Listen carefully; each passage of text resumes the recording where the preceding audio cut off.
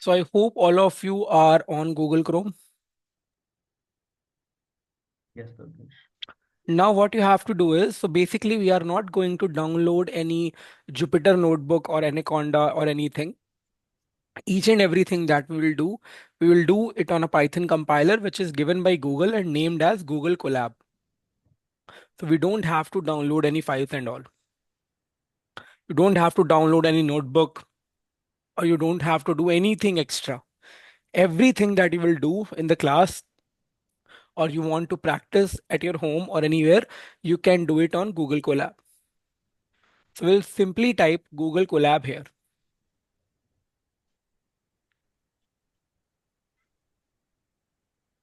Once you have typed Google Colab, you will come on this screen. You have to click on Welcome to Google Colab. So now once you have clicked, you will see this pop-up. Now once you will see this pop-up, you have to click on New Notebook.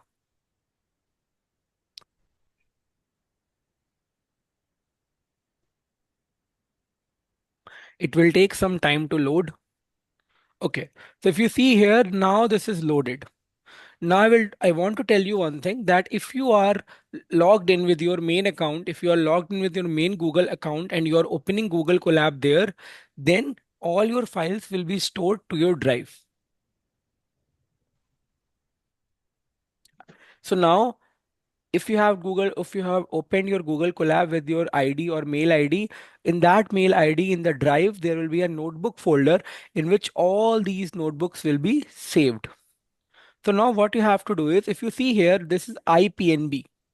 So basically, whenever you create a Python file, it is stored in the file type of IPNB, which is IPYNB. So now what you have to do is you have to give a name here. So I will give it a name here as class 1. Now you can cross this release notes and all. You don't need this. Okay. Now everybody is okay till here. Hi, Durgesh. Yeah. Yeah, Shazia, please. Yeah, I just joined now. So can you just like, if you don't mind, can you just Okay. like repeat it, please? Okay. Okay. Click on the new tab Okay. and just type Google Colab. Type in Google Colab, right? Yeah. देखा दूध कितना एक glass होता था आधा तो ले ला आधा हम Once you will open Google Colab, you have to click on Welcome to Colab first. Okay. Once you'll click here, you will see icon of new notebook. When you will click on new notebook, you will come on the same page.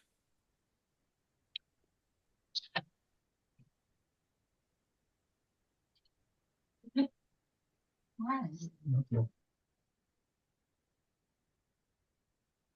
Is it fine till now, Shazia? So go to Google and type in Google Colab. Yeah. Once you will type Google Colab, you will see this Welcome to Colab. Yeah, I'm seeing Yeah. it. You have to click here. Okay. Now you'll see this pop up. Yes. Now you have to click on New Notebook. New notebook. Once you'll click here,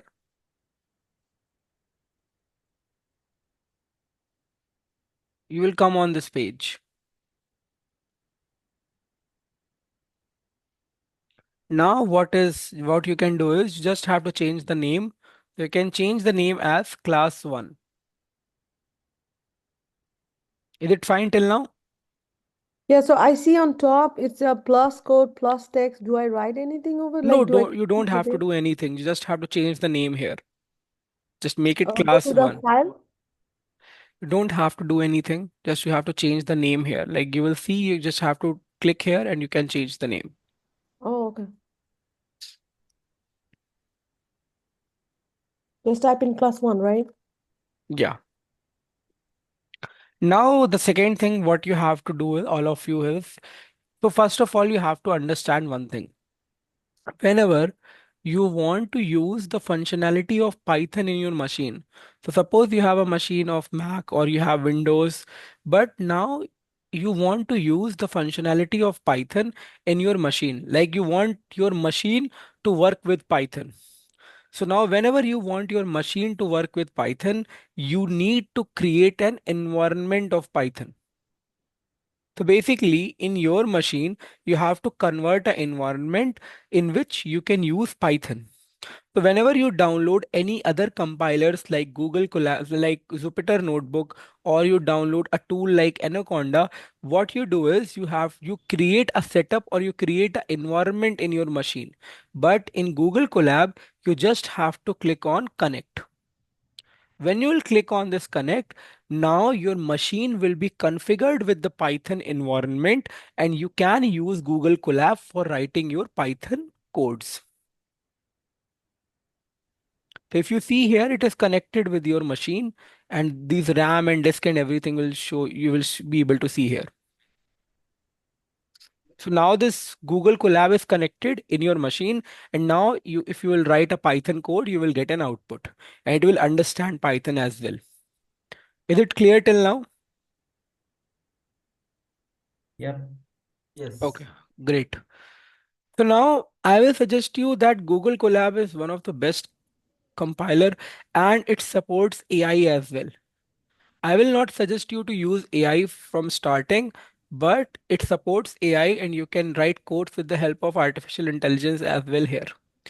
So if everybody is on the same page, so I will tell you what these things are.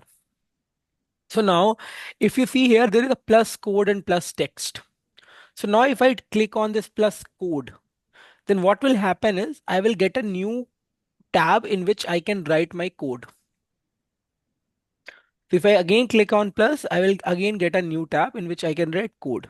Now in this code, if I click on plus text, so now suppose you have written a code and you want someone to understand what code you have written.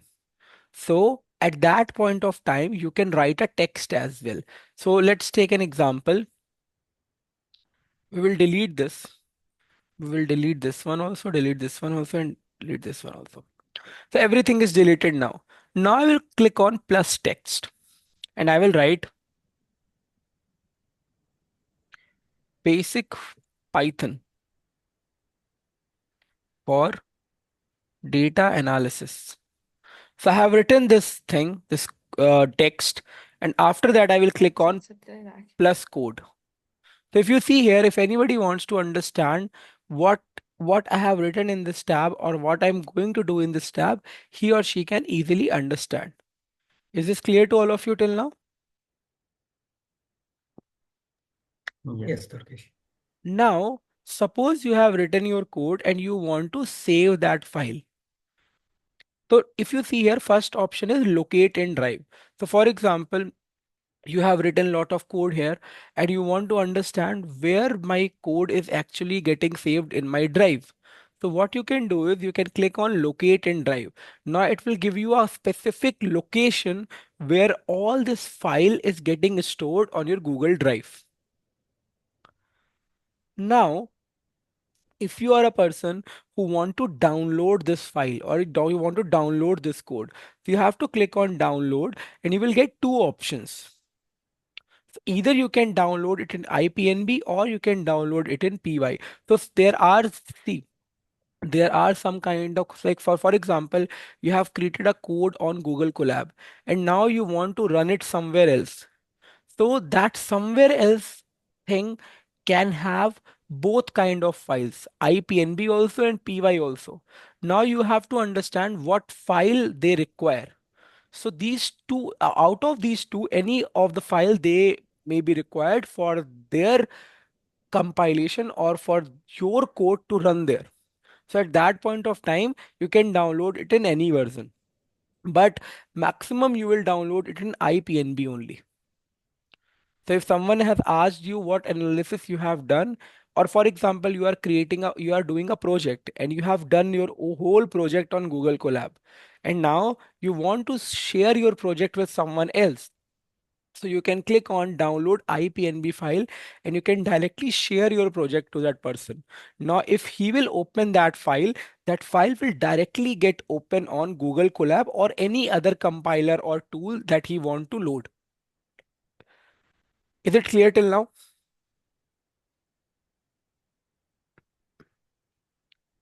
Yes. Okay. Now, one more thing you have to understand is whenever you will write a code in Google Colab, it will automatically get saved. You don't have to save it. Each and everything you will write, it will get saved, and more than one person can use this Google Colab.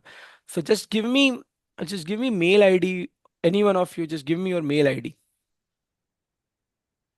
Shazia CHY76 @gmail.com. So SHAZI. ZIA. Okay, Uh, ZIA CHY CHY. 76 @gmail.com. So I have given you the access of this. Now both of us can work on the same file. Did you got the access? Let me check.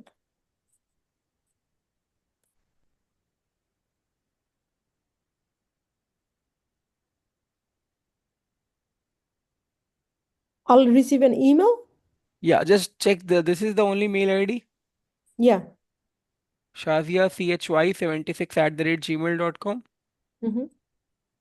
Now you will get a mail. Okay. And when you will open that mail and click on that link, we both can work on the same file. Yeah, I got it. Yeah.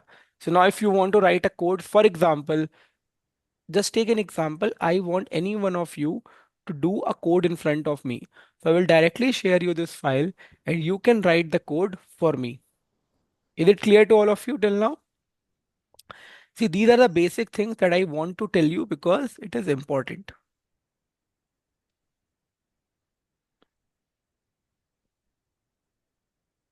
See, the basic difference between Jupyter and Google Colab is, see, both of them can do the same work. But in Jupyter Notebook, you have to do a lot of things on your own. You have to download Anaconda first, then you have to download Jupyter Notebook, and you can also use Jupyter Notebook online as well.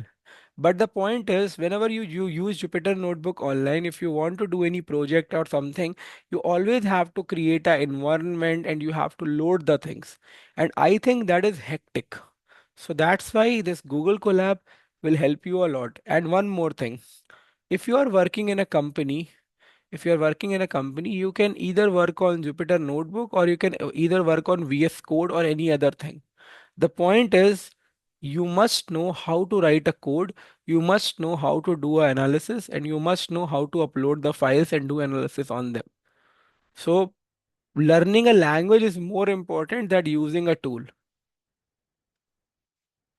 Now, if you see here, there are some options here. So, if I click on this last option, this files. So, suppose you want to do some analysis on a particular Excel or CSV file that you have. If you want to do an analysis on any Excel or CSV file that you have, you can directly click here.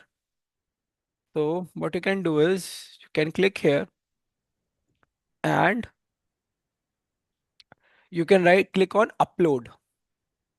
So once you will click on upload, you will you can directly upload a CSV file from there and you can start doing analysis by using pandas as a library, because pandas is a library that will help you do the data analysis. But we're not moving forward to that. Just wanted to tell you that these are the things that you can do. Okay. Now let's start with Python. So if you want to do any comment in Python, what you can do is you can just put a hash sign and you can comment it. Like you can write something like this. So if I have commented something, this thing will not run. Now, if you have a lot of things written something like this, you just have to click on control and backslash. It will get commented. So control plus your backslash will help you to comment something.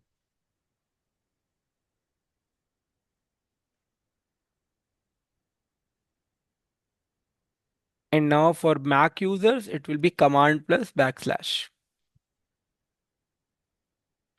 So now why we are going to learn Python and why it is important. So first of all, I want to tell you that if you have if you have a question in your mind that SQL is also used for data analysis and Python is also used for data analysis, so why we are learning both? So the answer is, see, some companies use SQL a lot and some companies use Python a lot. But in my experience, what I have seen is Python is not used that much as compared to SQL. If you want to be a perfect data analyst, you need to have a very good command on SQL and you must know how to solve a problem in Python, like basic or intermediate coding in Python, and you must know how to use pandas. If you are comfortable with these two things, you can cope up with Python. Now, in Python, the libraries that are there are used for faster processing of data. So in SQL, if you suppose, let's take an example. If a file has to run and it's taking like 2 minutes to run on SQL, then it can run in 1 minute 30 seconds or 1 minute 35 seconds on Python. So libraries that are used in Python are faster as compared to as compared to, you can say, SQL. But the point is SQL is used a lot in companies and Python is not used that much. But whenever you are going for an interview, they can ask you some basic Python because they don't want you to be a very good Python person. They just wanted you to have a better understanding in Python. So don't confuse in between. If you have to start your data analytics journey, focus on SQL more than Python. But right now you are going to learn Python. So the amount of things that I am going to tell you will be more than enough for you. So basically Python is a programming language that is used for performing mathematical operations, data analysis, data engineering. Also, Python is used. There are different things, and it is also used for data science. So there are different things that you can do with Python. And Python has lot of inbuilt functions, and it has lot of libraries. And it is very easy to understand language because it is written in normal English. So if you take other languages like C++, Java, you have to write a lot of code for only printing something on the machine or only printing something in the output. But in Python, it's very simple. So Python is you can say that Python is known as one-liner. So if you have to write a code and you are writing 100 line of code in Java, you can write that code with the help of inbuilt functions or libraries into 5 to 6 lines or 7 lines. And Python is very powerful and very demanding right now. So being a data analyst, you need SQL and Python. So now let's take a simple example. I am understanding all of you to be a basic person in Python. That's why I'm starting and telling you each and everything at a basic level. So, Durgesh, one yeah. question. So when we'll be doing SQL, are we gonna be learning Alteryx as well? No. In No? SQL, we are going to only learn SQL that is important for data analytics. Alteryx is basically something else. So SQL is some, see, let's take an example. If you, if I am teaching you, I will teach you SQL that is important for data analytics and that is important for you to crack an interview as a data analyst. Mm-hmm. The SQL is of different types. So SQL is Got it. your date for data analytics. SQL is there for developers. So there are different type of like no SQL and all. So see, if you are a developer, then you need SQL related to views, triggers, stored procedures and all. If you are a data analyst, then you need SQL related to window functions, case when set operators, CT subqueries. So there are different types of SQL. But we are going to like let's talk about SQL in the other terms. Like right now it's Python class. So, okay, so now let's understand how to print something in Python. So printing something in Python is very easy. So, but before printing, you have to understand what is inbuilt function. Because for printing something, you need an inbuilt function. So how many of you have an idea like what is a inbuilt function?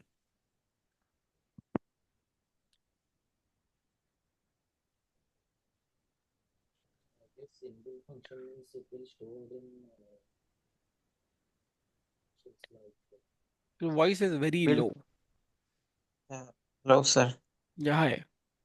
Yeah, inbuilt function is defined by the compiler of Python.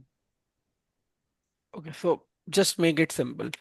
So inbuilt function is a kind of function that is created before or that is created when Python was getting built. So for example, if I am the person who has created Python as a language, then I have created a lot of inbuilt functions that can help people to write their code faster and in less line of codes. So basically understand inbuilt function are the kind of functions whose functionality is previously defined by someone else. And now you are just using that functionality. So you are saving your time and you are saving your efforts by using those inbuilt functions. So let's take an example of a microwave. I have given this example in SQL as well. So let's take an example of microwave. So now just understand microwave as a function. Now if you cook your if you take your raw food and you put it inside a microwave, after 5-10 minutes of time you get some cooked food. So now, do you know what is the exact functionality that microwave is doing? Or are you able to see what is happening inside microwave? You are not able to understand or what you are not able to see everything that is happening inside microwave. But you know one thing that after 10 minutes or 5 minutes of time, you will get cooked food. So microwave is created by someone else. And it is basically a function in which you are putting your raw food and you are getting some cooked food. So inbuilt function, just understand inbuilt function as a microwave and the raw food as a parameter.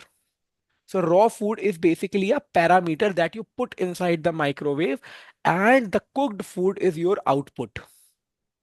So inbuilt functions are the functions in which you put your parameters and you get some output without writing the exact logic to do that. Someone else has done and you are just using that functionality. Is this clear to all of you? Yes. yes. Okay. Now, if you see here, like in Python, the first line of code that we will write, which is basically print. So now how to define, how to understand this is the function or not. Anything that closes like that, anything that opens and closes with parenthesis is known as a function. So if you see here, it is written built-in function print, which is basically it is an inbuilt function. So now there must be some line of codes to print something, but someone has already written those line of codes and you are using the functionality. Now print function takes parameters. So print function can take n number of parameters. But suppose I want to print Python. So now understand Python is a string. Python like Python is an alphabetical string. At any point of time, if you want to use a string or you are using a string, you have to use inverted commas. So if I want to write Python and if I want to print it, just have to click and you can see that Python is printed on the output if you see here. You just have to click on this play button and you will get the output. So print is basically a function that is taking your input. So now if anybody of you can tell me what is parameter here. In this, what is parameter? Python. Correct. Python. Python is parameter.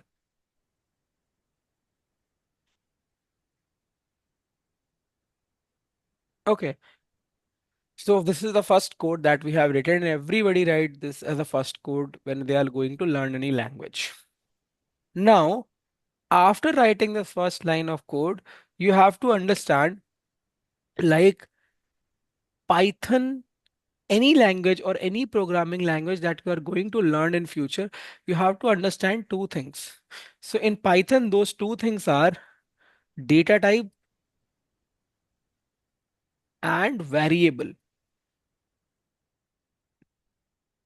So data type and variables. So now first understand data type. So now in Python, you have to take three data types in consideration. First is integer. So integer is basically whenever you want to put some numbers. So if you see here integer, it will show you like what integer is. So integer is used for input numbers, and numbers can be like from negative to positive. It can be from negative to positive. Now string, which is str, string is used for input what?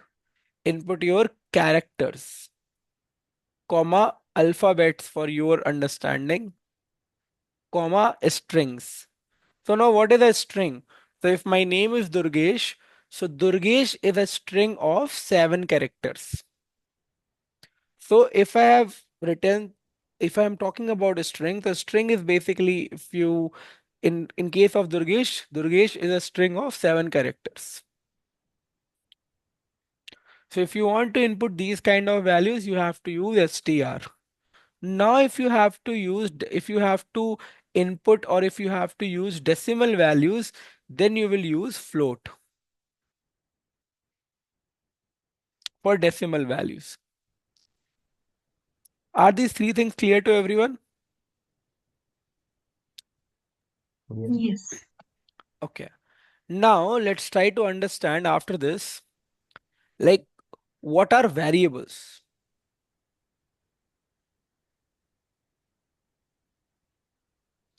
Now what you have to understand is, suppose I have written a is equal to 5. So now this value 5 is being holded in a variable a. So a is basically a variable. So anything that holds your value is known as variable. So here a is variable, which is holding a value of 5. Is this clear? What is the variable? A. Okay.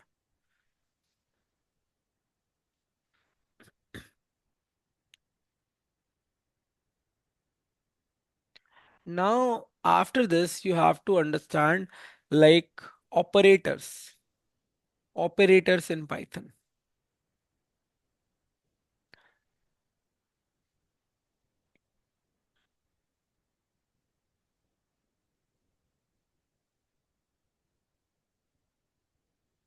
Vinay, is this visible now? Yes. Okay.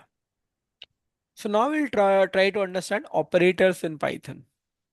So now suppose if I have written, let's take an example. I have taken a is equal to 5 and b is equal to 6. So now what is this equal to? So this equal to is known as assignment operator. Basically, equal to is basically an assignment operator in which we are assigning a value to a variable.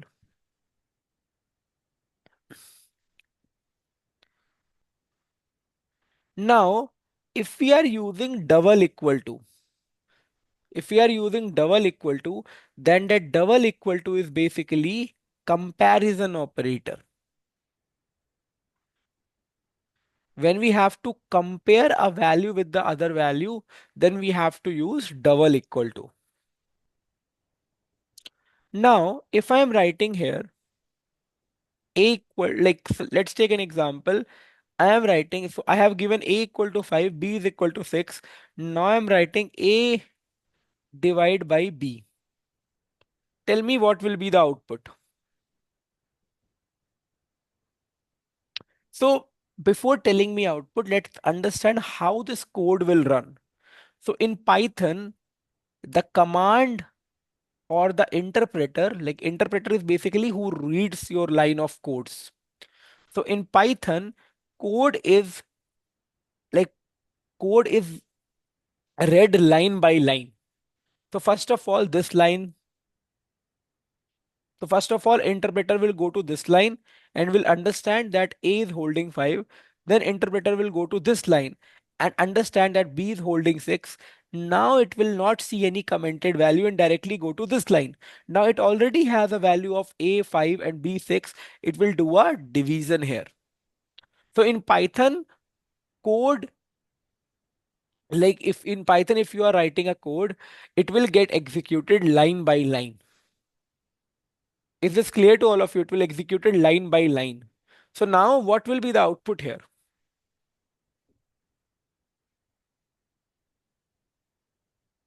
Is it 5 by 6? Yeah, 5 by 6. What will be the value 5 by 6? I mean, A is assigned the value 5 and B is assigned the value 6. So A by B means 5 is to 6. It's 5 by 6. I'm just telling you what is 5 by 6. Okay, so 5 by 6 is 0.83. Okay. Yeah. But now let's take an example. So you are getting a value of 0.8334 in A by B.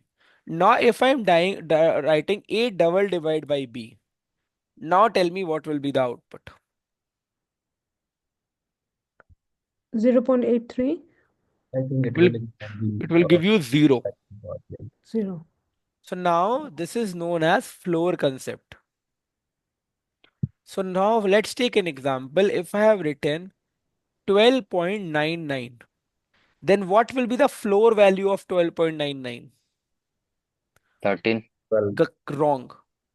Floor value is always a value which is left side of the decimal. The floor value will be 12. So if I have written 12.01, then also I will get 12.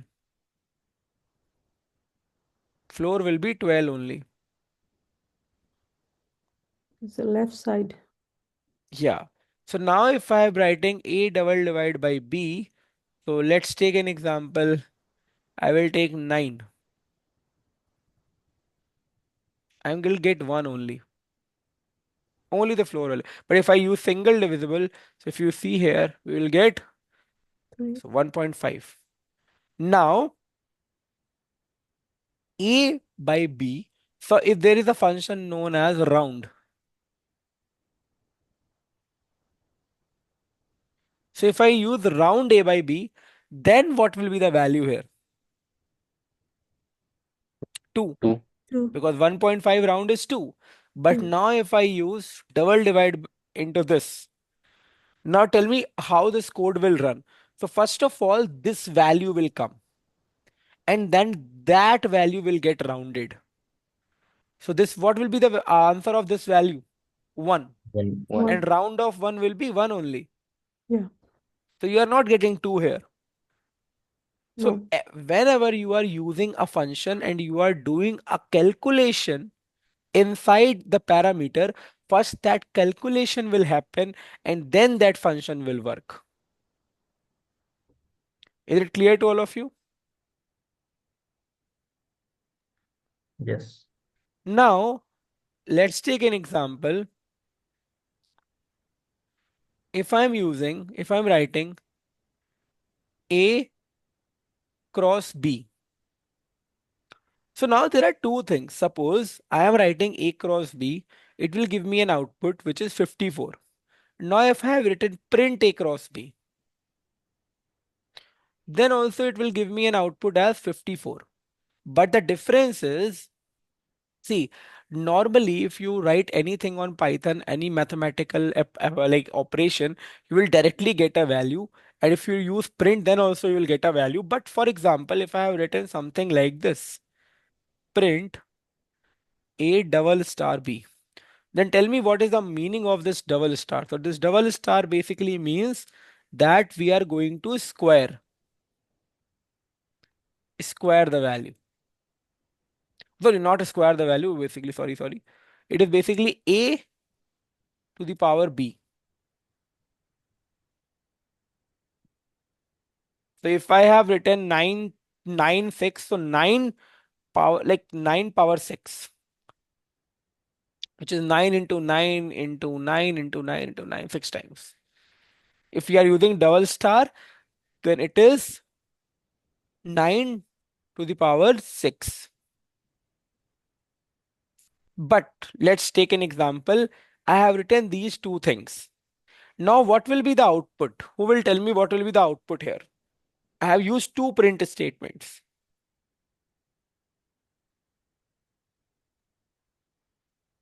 First will be 73. Maybe Whether we will get two outputs or one output.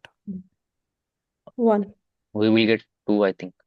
Okay, if we are, Two if output. for example, Two if we will outputs. get one, what will be that output? First one will be 54, I guess, and second one. Okay, let's run this. Yeah, And correct. we are getting both the outputs. And what if we need both the output in a single line then? Very simple. You just have to copy this. You have to put a comma Mhm. and you have to print it here. I told you a print can take n number of parameters. Now, if you want to, because see, for example, if you will do it like this, now you will get value something like this. So whenever you will use a comma, it will by default give a space in between. If you will use a comma, it will by default give you a space in between. Okay, and if we like want to name them like value 1 and value 2, then how? Very simple.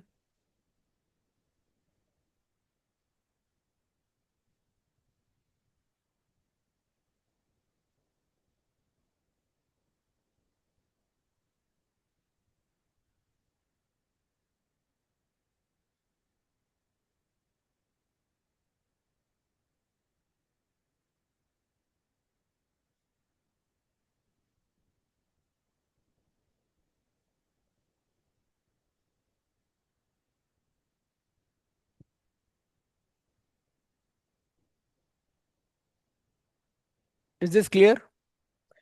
But how Yes. did you get the 531441?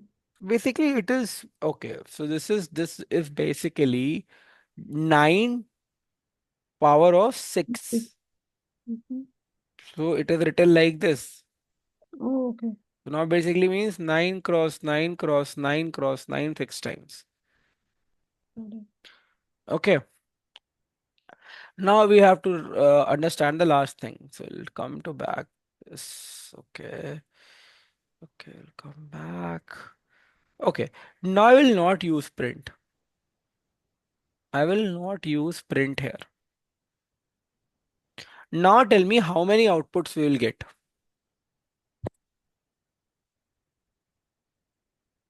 I think one. How many of you think one and how many of you think two? Just put in the chat box.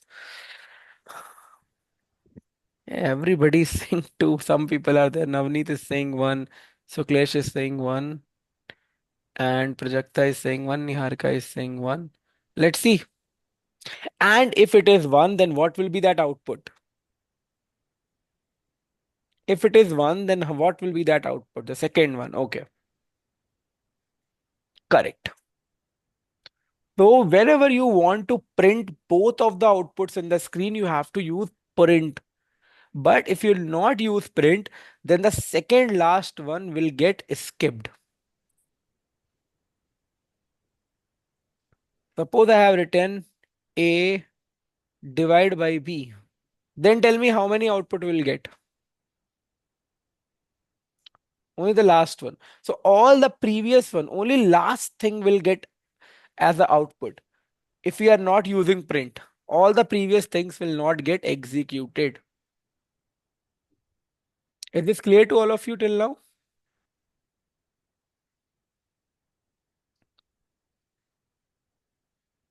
Correct. Previous one will be overwritten. Correct. So these are some kind of operators.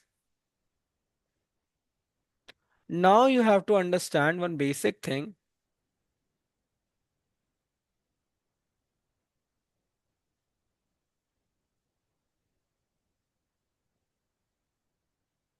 Which is known as conditional operator.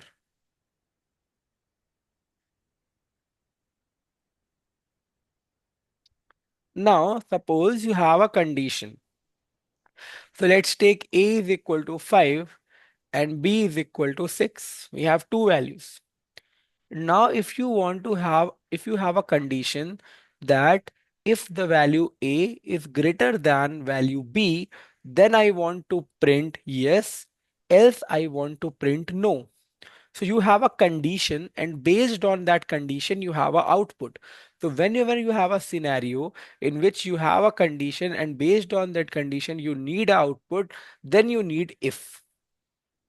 So what you will write here, if, and now you will use a bracket. If A is greater than B, if A is greater than B, then, and one more thing, whenever you are using a conditional operator, you have to write a colon after writing your condition. So if A is greater than B and you have written a colon, now in Python is a indentation language. Like you have to use indentation in Python. You cannot write a code anywhere. So for example, if I have used a colon here and if I will press enter, I'm not coming here. I'm coming here because the indentation tells me that you have to write the second line here because I am writing a condition and based on that condition, I need the output. So I will write print yes. So now the chapter of this condition and output is over. Now we have to again go back and we have to write else. So if and else are same thing. If, else, and else if. There are three things. If, else, and else if. So when we have two conditions, like when we have only two values for the output, then we use if and else. And when we have more than two values for the output, then we use if, else, and else if. But we're going to understand if else only. So now else. So if this condition is not happening, you will again put a colon and you will come down and you will write print no. Now let's see. See, A is not greater than B. So now this how this will work. So first the line of code will come here and will take A as 5 and then will come here and take B as 5. Now it will come here if A is greater than B. So tell me, this line of code will run and if this value is coming true. So whenever you are using a if condition, you get a Boolean value, which is true or false. So if this condition is correct, you will get true, else you will get false. So tell me, in this condition, what you will get, true or false? False. False. So once you will get false in this condition, you will not go inside this. You will not go inside this. You will jump to the next one, which is else, and you will print no.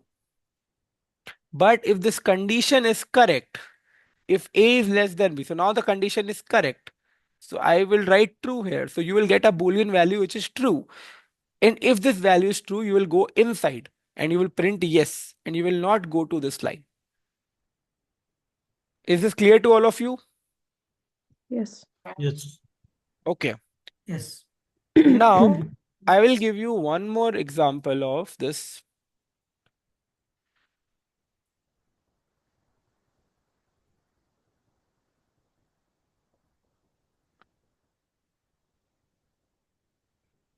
Okay. So what I will do is I want to find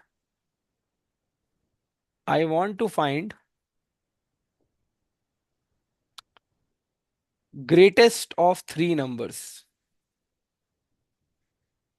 But now this time the condition is different. Now this time I will not give numbers on my own. I want user to input the number and I want him to get an output as the largest number. So this time I will not write on my own. I want user to input the number. So whenever you want something to be get inputted by the user, what you have to do is, first of all, you have to give a variable because you need a variable to hold a value. Now, to input anything in Python, you have to write input. So whenever you want a user to input anything in Python, you have to write input.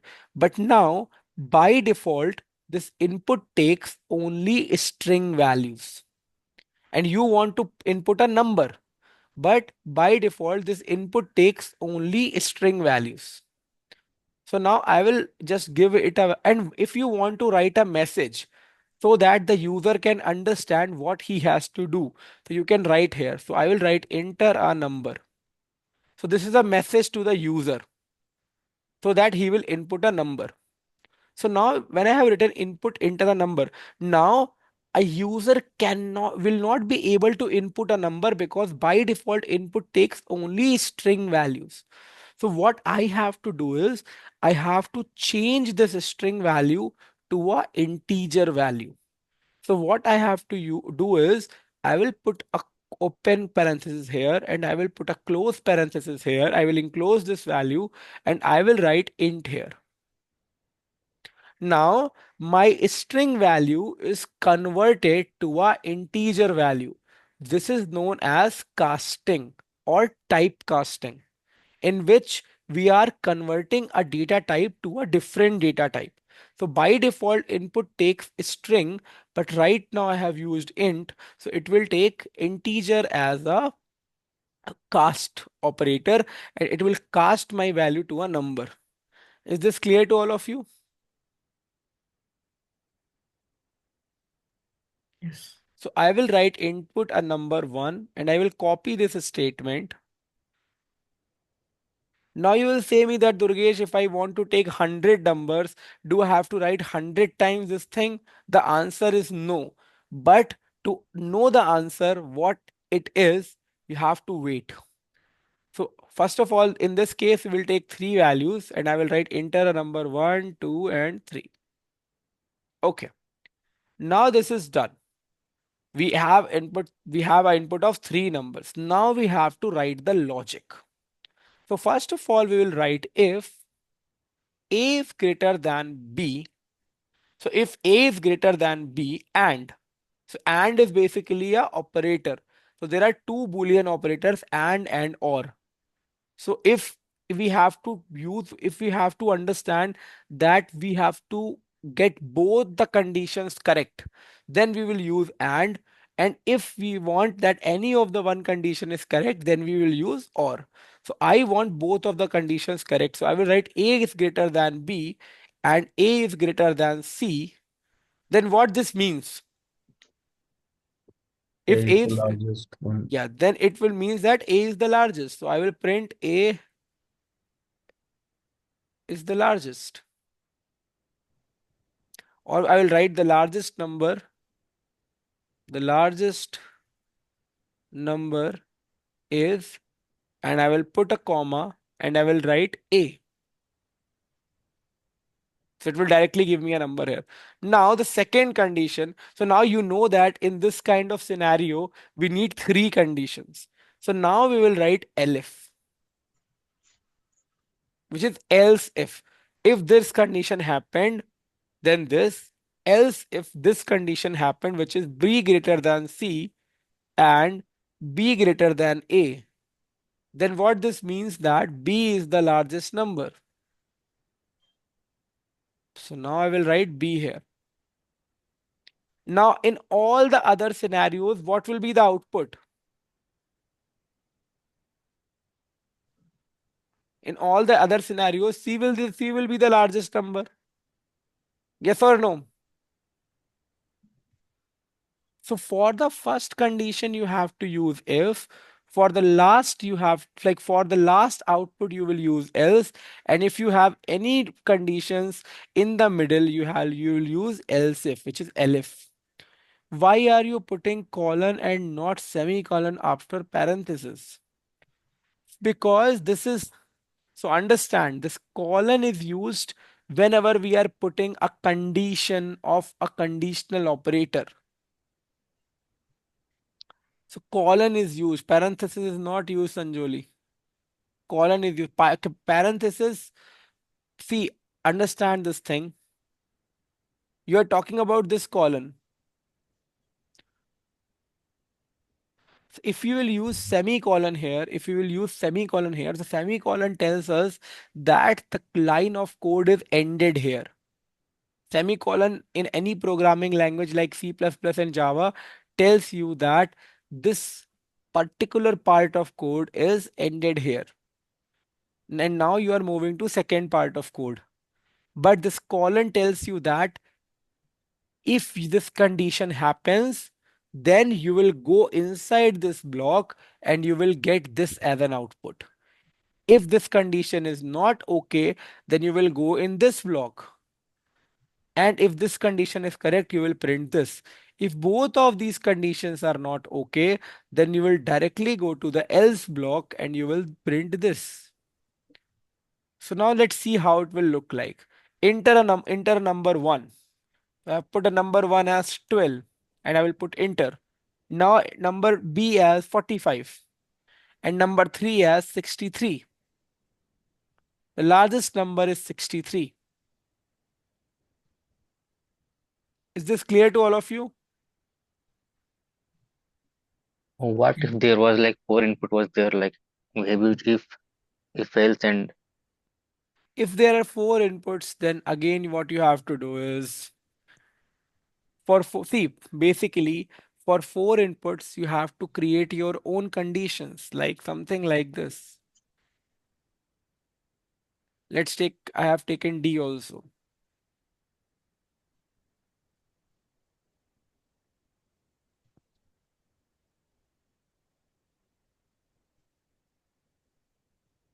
Now B greater than C, B greater than A.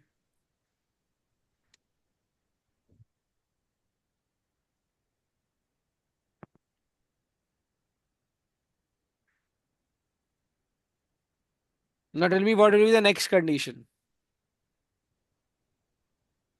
if else. Elif.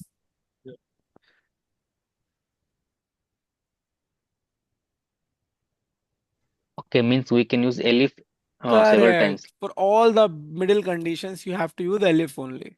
Okay, got it.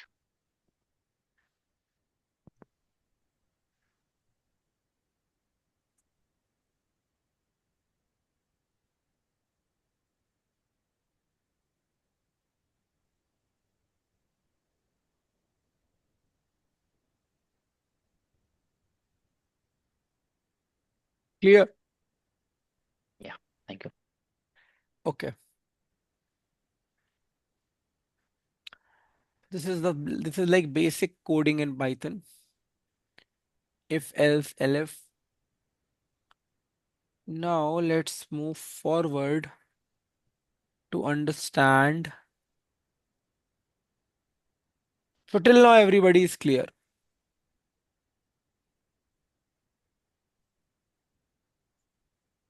Till now everybody is clear. Yeah. Yes. Yes. Yeah. Okay. So one more thing I have to make you clear is that suppose I have written A is equal to 5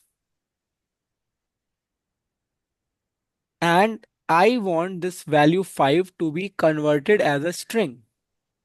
So I will write B is equal to, I will take a different variable and I will write B is equal to str A. Now I will check that what is the data type of my value B. It is str. which means my A value is converted into a string. Is this clear? So value 5 can be converted. See, 5 you can write like this also, and 5 you can write like this also.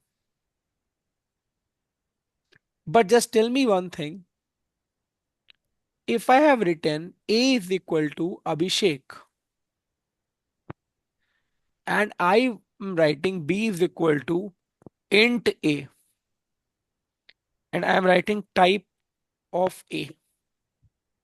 First of all, tell me what will be the output, whether I will get an error or something. Just tell me. I don't think that that it will be able to It will convert. count the words like 7, it will be starting from the 0. No, wrong. That's count. Wrong. Wrong. Count is wrong. So basically, what will happen is, see, Abhishek is a value that cannot convert it into a number. You can never convert Abhishek into a number. If you see here in the value B, in the variable B, I am converting Abhishek as a number by using int, which is not possible. So you can only convert a value into a data type from a different data type if that is convertible. If that is not convertible, you cannot convert it. Is this clear to all of you? Why I have shown you this example?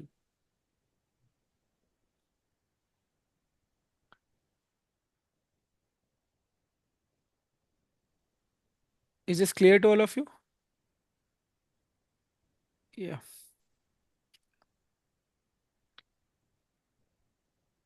Okay. So that's all for the class today. This was the very basic lecture to make you understand a little bit of the things. Now what you can do is, so I will give you all of you, I will share this file and I will make it accessible to everyone. So now you can view it, but you cannot code on it. Why? Because you have to code on your own. So I'm giving this in the chat. You can just save it. Everybody, please save it.